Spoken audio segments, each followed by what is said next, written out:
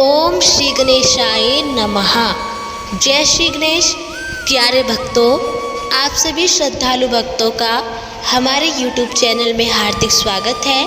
और आज हम आपके लिए लेकर आए हैं श्री विनायक चतुर्थी व्रत कथा, जिसका श्रद्धापूर्वक श्रवण करने से भगवान श्री गणेश की कृपा प्राप्त होती है और जीवन के सभी विघ्न बाधाएं दूर होती है तथा सुख समृद्धि और बुद्धि का आशीर्वाद मिलता है। यदि आप सच्चे मन से गणपति बप्पा में आस्था रखते हैं तो प्लीज़ हमारी वीडियो को लाइक करें, चैनल को सब्सक्राइब करें और कमेंट में प्रेम से लिखें ओम गण गणपते नमः। तो आइए बिना किसी विलंब के भगवान श्री गणेश की पावन कथा विनायक चतुर्थी व्रत कथा का शुभारंभ करते हैं। श्री गणेश चतुर्थी व्रत कथा इस प्रकार है। एक बार भगवान शिव तथा माता पार्वती नर्मदा नदी के किनारे बैठे थे और वहाँ माता पार्वती ने भगवान शिव से समय व्यतीत करने के लिए चौपड़ खेलने को कहा। शिव भगवान चौपड़ खेलने के लिए तैयार हो गए, परंतु इस खेल में हार जीत का फैसला कौन करेगा, यह प्रश्न उनके समक्ष उठा।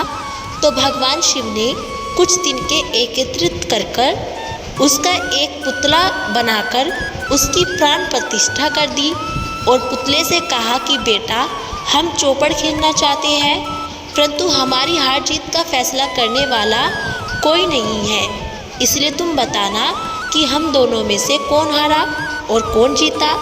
उसके बाद भगवान शिव और माता पार्वती का चौपड़ खेल शुरू हो गया और यह खेल 3 बार खेला गया और संयोग से तीनों बार माता पार्वती ही जीत गई। खेल समाप्त होने के बाद बालक से हार जीत का फैसला करने के लिए कहा गया, तो उस बालक ने महादेव को विजयी बताया।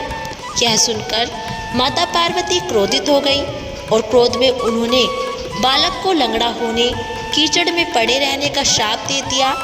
बालक ने माता पार्वती से माफ़ी मांगी और कहा कि यह मुझसे अज्ञानतावश ऐसा हुआ है, मैंने किसी द्वेष भाव में ऐसा नहीं किया है। बालक द्वारा क्षमा मांगने पर माता पार्वती ने कहा कि यहाँ गणेश पूजन के लिए नाग कन्याएं आएगी, उनके कहे अनुसार तुम गणेश व्रत करो और ऐसा करने से तुम मुझे प्राप्त करोगी। यह कहकर माता पार्वती शिव भगवान के साथ कैलाश पर्वत पर चली गई और 1 वर्ष के बाद उस स्थान पर नाग कन्याएं आई। तब नाग कन्याओं से श्री गणेश व्रत की विधि मालूम करने पर उस बालक ने 21 दिन लगातार गणेश जी का व्रत किया और उसकी श्रद्धा से गणेश जी प्रसन्न हुए और उन्होंने बालक को मनोवांछित फल मांगने के लिए कहा। उस पर उस बालक ने कहा कि हे विनायक जी, मुझ में इतनी शक्ति दीजिए कि मैं अपने पैरों से चलकर अपने माता पिता के साथ कैलाश पर्वत पर पहुंच सकूं और वे यह देखकर प्रसन्न हो सके। तब बालक को वरदान देकर श्री गणेश भगवान जी अंतर्ध्यान हो गए और इसके बाद वह बालक कैलाश पर्वत पर पहुंच गया और कैलाश पर्वत पर पहुंचने की अपनी कथा उसने भगवान शिव को सुनाई। चौपड़ वाले दिन से माता पार्वती भगवान शिव से विमुख हो गई थी, अतः देवी के रुष्ट होने पर भगवान शिव ने भी बालक के बताए अनुसार 21 दिनों तक श्री गणेश जी का व्रत किया और इस व्रत के प्रभाव से माता पार्वती के मन से भगवान शिव के लिए जो नाराजगी थी वह समाप्त हो गई। तब यह व्रत विधि भगवान शंकर ने माता पार्वती को बताई और यह सुनकर माता पार्वती के मन में भी अपने पुत्र कार्तिकेय से मिलने की इच्छा जागृत हुई। तब माता पार्वती ने भी 21 दिन तक श्री गणेश जी का व्रत किया तथा दुर्वा, फूल और लड्डुओं से गणेश जी का पूजन अर्चना की। व्रत के 21वें दिन कार्तिकेय स्वयं माता पार्वती जी से आ मिले और उस दिन से श्री गणेश चतुर्थी का यह व्रत समस्त मनोकामनाओं की पूर्ति करने वाला व्रत माना जाता है और इस व्रत को करने से मनुष्य के सारे कष्ट दूर होकर मनुष्य को समस्त सुख सुविधाएं प्राप्त होती है।